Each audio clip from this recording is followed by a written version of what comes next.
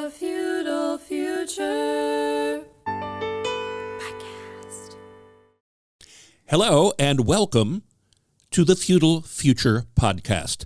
I'm Marshall Toplansky. I'm Joel Cotney. And Joel, you know, the two of us at this stage of life are very interested in how trends are emerging and how they differ from trends over time. And we're living in perhaps one of the most stressful, polarizing worlds that we've ever found ourselves in. At least we feel that way. To help us sort that out today, we've asked Emanuel Probst to join us. Emanuel is the global lead of brand thought leadership at Ipsos. Ipsos, for those of you who do not know, is one of the largest market research firms in the world, and they do an annual study that is breathtakingly large in its statistical scope, and Emanuel leads that. Emanuel, welcome. Well, Marshall and Joel, thank you for having me on the show. It's a pleasure being with you today. Well, thanks. And Joel, do you want to kick us off? I mean, obviously, we talk about polarization, whether in Europe or the U.S. or even recently on the polarization between men and women, which I just did a piece about for Unheard. But what I wonder about is this unusual or is it different than? I mean, I'm old enough to remember the '60s, which were pretty stressful and pretty polarized. What is your research telling you? Yeah, I think we see this in the United States, as you said, and of course, this is so prevalent with a general election coming up in a few weeks, even frankly, a few days now. But that's true in many other markets, many other countries. And you see this most recently in the UK that went through an election. By the way, 2024 is a very important year for democracy because over 40% of the world's GDP vote in an election this year. What I mean by this is you have important elections being held all the way from the United States through Europe, all the way to Taiwan. So it's decision time all over the world. And we see this polarization here in the US. We saw this polarization recently in the UK and also in France with an election that clearly shows the divide between, broadly speaking, a far left movement and a far right movement and a bunch of people fighting in the middle. And the bottom line is no majority emerged from this most recent election in France. But back to your question, Joel, we really see that there is rising nationalism and populism in the context of this global economy. And we see disinformation also playing a role, and we see tensions among economic superpowers, again, in Europe and in the Western world. And all this is fueling, if you will, this nationalism, populism trends, movements across the world. Do we see any positive things that people share across all of these markets that give you hope for the future? Well, there is an argument to make that Gen Z is the first global generation. And what I mean by this is this generation really leverages technology to not just communicate, but to really bond with people all over the world based on interests and beliefs and lifestyle attributes, if you will. And of course, the distance is no longer the issue. So what I mean by this is you see communities of gamers, for example, playing with people all over the world. And you see other communities on social media, on forums like Reddit, again, of people trading information and tips about very specific topics without having to worry about what country they live in and what the time difference might be and whatnot. And I think that's encouraging. So that's what, those are the people we call the digital natives. And I'm dating myself a little bit, and I trust it is okay, Marshall and Joel, with you to say this, but the digital natives are those people who grew up with the internet, who grew up with Wi-Fi, who wouldn't understand that we wouldn't have 5G signal anywhere we go, right? They don't know what dial-up internet access sounds like. and so just because we grew up in an era of smoke signals before electricity was created, we can relate to that. It's perfectly fine to talk about. I understand what you're saying, but I also think that there's a negative to this, which is that people are related to people in a sense that are not in their community. So, for instance, if you have I found this when I was working particularly in Japan, where if a Japanese was a ecologist and that was they were closer to an ecologist here than their neighbor, and that this is happening at a time in which church attendance has dropped, club attendance has dropped, marriage rates have dropped, levels of insecurity and anxiety have risen. So the question is this positive greater than the negatives that come with it? I heard three things, Joel, so I'm going to try to be concise. First, it's this, call it a global tribe. And you're right, basically, we know how to communicate with people on the other side of the world. We don't know our neighbors. Add to this the impact of pop culture, social media, and how overwhelmed we are with role models. What I mean by this is, let me plead guilty. I know all of the Kardashians. I know their name. That's what I mean. I don't know the names of all my neighbors on my street. So I know the Kardashian sisters better than I know my neighbors, if you will. So in that regard, that's concerning. In terms of creating true relationships with people, well, there's a struggle. I spoke about the digital natives, and they're not as good as communicating in person, simply because they're used to communicating with apps. And this is about to get worse with artificial intelligence. Now, because as humans, we like to connect with people, and we're inherently driven by and towards social interactions, I think we're really hitting the limit of those online and virtual interactions. You see this, dating apps will tell you so. Match.com is the global leader in dating apps. There are a few other entities in that market. They're seeing a decrease in terms of downloads of those apps. Just people are starting to max out, to put it nicely, of having so many interactions with so many people, yet struggling to find something that is real. And of course, the domino effect, Joel, of what you mentioned is people getting married later, people starting a family later. It is the paradox of choice. It is, I'm sure you two are familiar with this book from Barry Schwartz. And for our listeners, we can talk to the paradox of choice. This theory that is the more options you have, the least you know what to do and what to choose. Right. I'm listening to you talk. The notion that community is now coalescing globally because of the technology versus locally, which is kind of the origins of the word community, right? It sounds to me that actually the technology has been successful in knitting together like-minded people into communities globally from just a pure communication perspective. But one of the big benefits of community was the amelioration of loneliness, right? The emotional support system that a community can give you. Is the new community of today that is technology-based able to provide that? What are you seeing in terms of the general level of loneliness exhibited in the results of your surveys?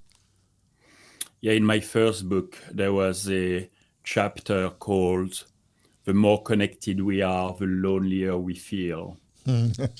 And recent surveys show, not specifically from Ipsos in general, that younger generations are sadly more depressed and might have hundreds of followers, if you will, or thousands or dozens of thousands, yet struggle to identify two or even one true best friend in real life.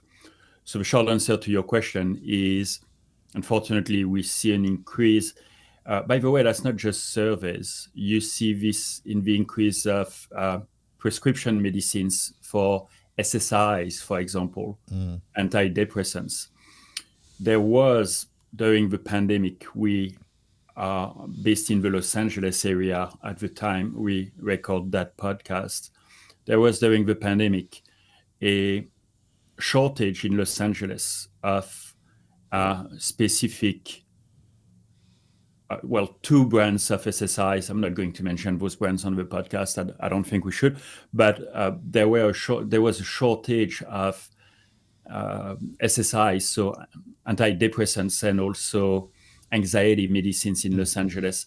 And so that's all to say that this digital generation we spoke about before, well, good news, there is a melting pot of culture, and that's fascinating, and that's extremely rich. However, bad news, the depth of those interaction is not there. And I think people don't struggle to make new friends. People struggle to make true connections and really communicate with a sense of depth with people. You know, it's interesting you should mention that. We just, at Chapman University, we just had a seminar that was about incoming students. Mm-hmm.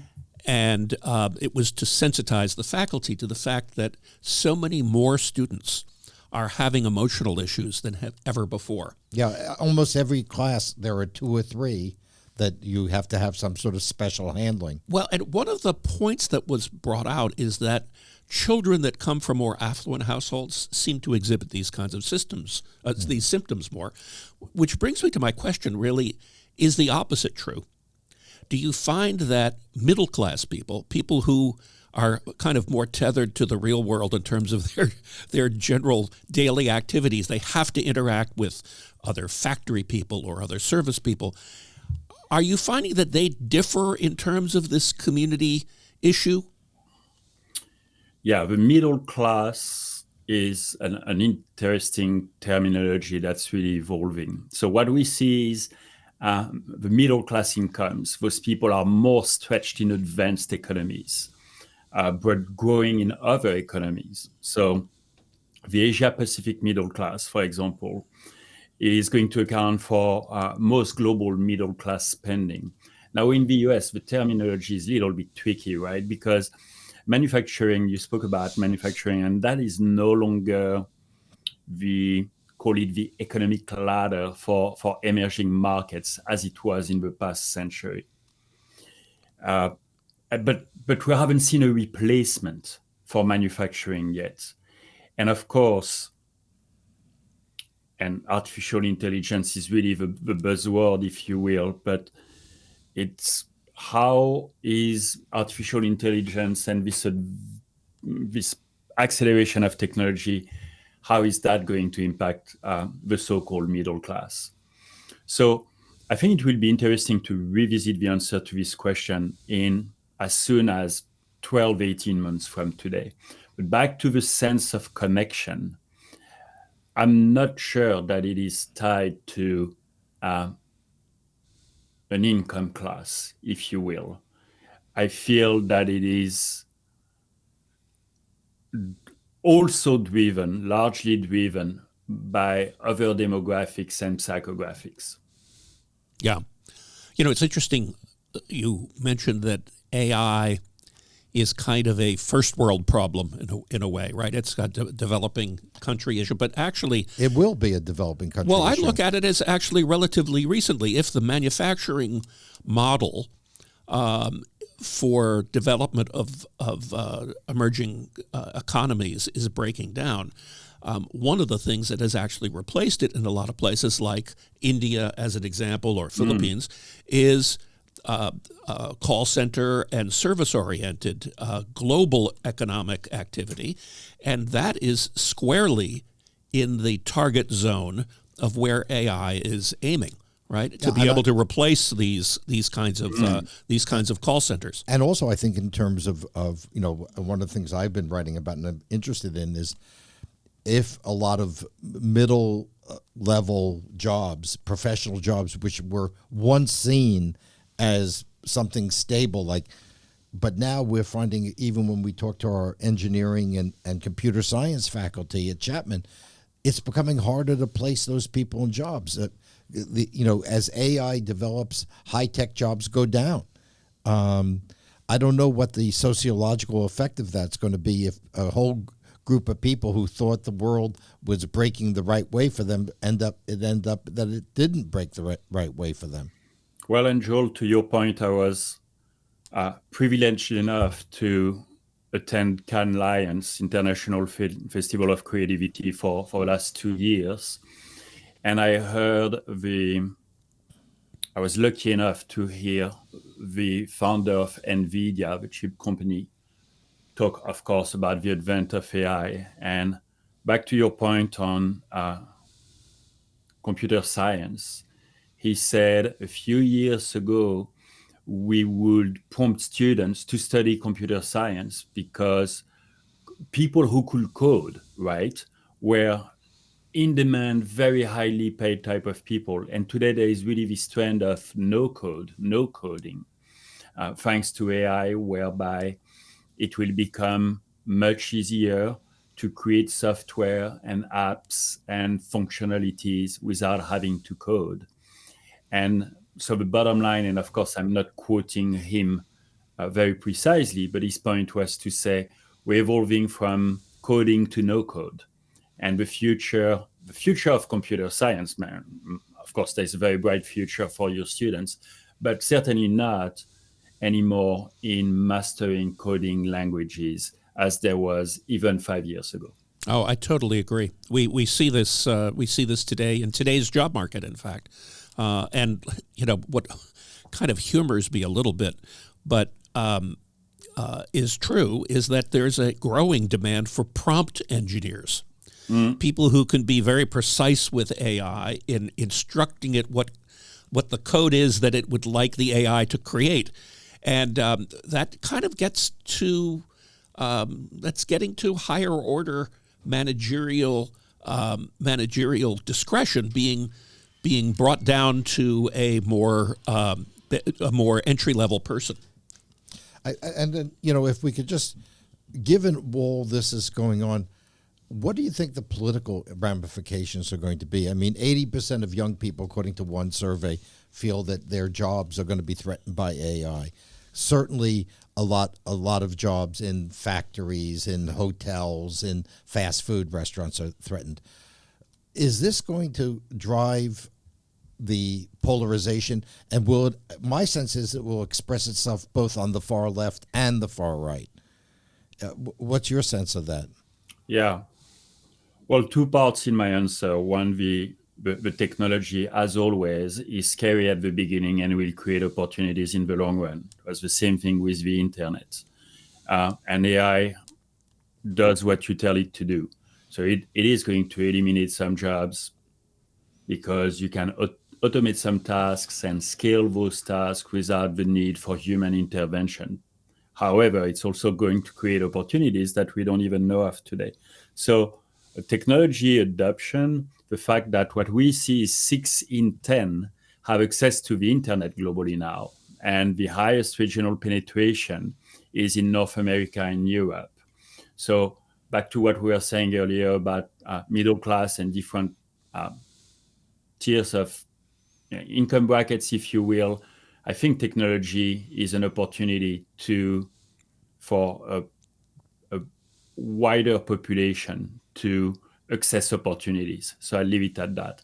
And then you asked about politics. Yes, I think that AI, at least in the short run, is not necessarily good news. That's because you're going to be able to, well, we see this already, the ability to create deep fakes, for example, the ability to manipulate pictures and to spread those pictures on social media very easily. And of course, there is the election interference, and we saw some of this in the United States a few years ago, and we see some of this today. It's a case in point. A few days ago, candidate Vice President Harris held a meeting at a airport, basically an airstrip, and the picture got manipulated in a matter of minutes so that you can see a bigger crowd or less of a crowd and whatnot. And this same reasoning would work towards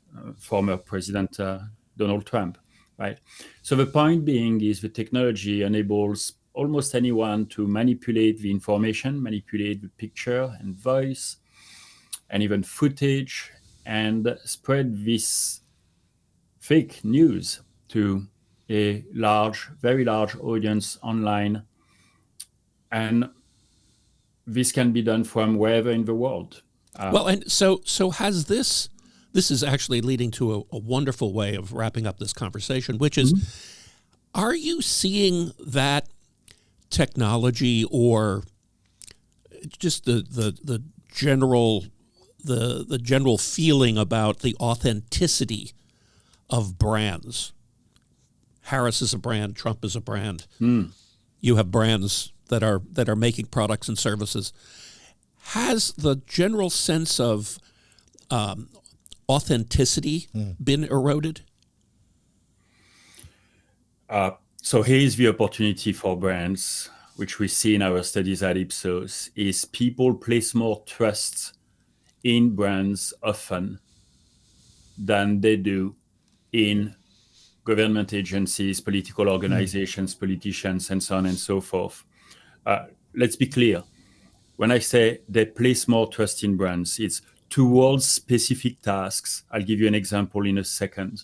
Towards very specific tasks. And that's not to say that people trust brands over everything. I'm saying people place more trust in brands than they do in government agencies, for example. So I'm going to take a concrete example. Data privacy. People are going to place more trust in Google and Microsoft to teach them how to keep their personal data safe and secure than they would in a government agency or a media outlet or an influencer, a media personality, for example. So you use the word authenticity. From a marketing standpoint, authenticity is, I think I would say a slightly different construct, if you will. And my short answer is brands can come across as very authentic. And how do they do so? By being imperfect. There was a chapter in one of my books, Imperfect is Perfect. So if you demonstrate vulnerabilities, you come across as authentic, right? And importantly, brands have a role to play. And to sum it all up, this conversation, we spoke about the middle class, we spoke about some political divides, we spoke about the technology, and brands have a role to play in providing guidance, in educating people, and brands have a role to play. Brands can no longer just sell products. Brands have an opportunity to make a positive impact on people and the world around them. That's really what I believe. Well, let's one final question that builds on all of this. The work that you've done is longitudinal in nature. It gets replicated on an annual basis, I presume. Yep. And so you were able to see trends over time. What are you seeing? Are we, the doomsayers out there say we're at a tipping point, that we're at a crisis moment. Are you seeing that? The doomsayers always say that we're at a tipping point, and nobody really knows because we don't have a crystal ball. I mean, we tease out the trends that are so important, but how do you know if you're at the tipping point unless you have unless you've to tipped. reflect on? Yeah. And allow me to be a little bit sarcastic and cynical. I don't allow my students to start a paragraph by saying, in today's highly competitive environment. Okay, because when is it the environment hasn't been? Have you guys? We've all been in academia for a number of years. Do you ever remember a time when we could say, "Well, in that world that's not competitive, and we'll just have to take money to the bank"? We've never. I mean, I graduated. I'm dating myself. I graduated from my MBA in 2004. In 2004, we would say, in today's highly competitive environment. Okay, so so I'm being sarcastic here. But back to your point about the world is divided and we're at a tipping point. We said the same thing in 2016 when Donald J. Trump won the election to Hillary Rodham Clinton. And is the world doing better? No, the world is still divided. Is it going to get even more divided? Possibly. I just think that the technology accelerates this, and we see this rise of populism indeed. But bottom line, I think it's a growing trend. I don't know if we've seen the end of it. Well, fascinating. And thank you. We love the sarcasm and the cynicism. We have fun with it ourselves. And Emanuel Probst from Ipsos, thank you so much for joining us on the Feudal Future podcast. Yes, thank you. Thank you, Marshall and Joel. Really appreciate you having me on the show. And thank you to our listeners today. The feudal future.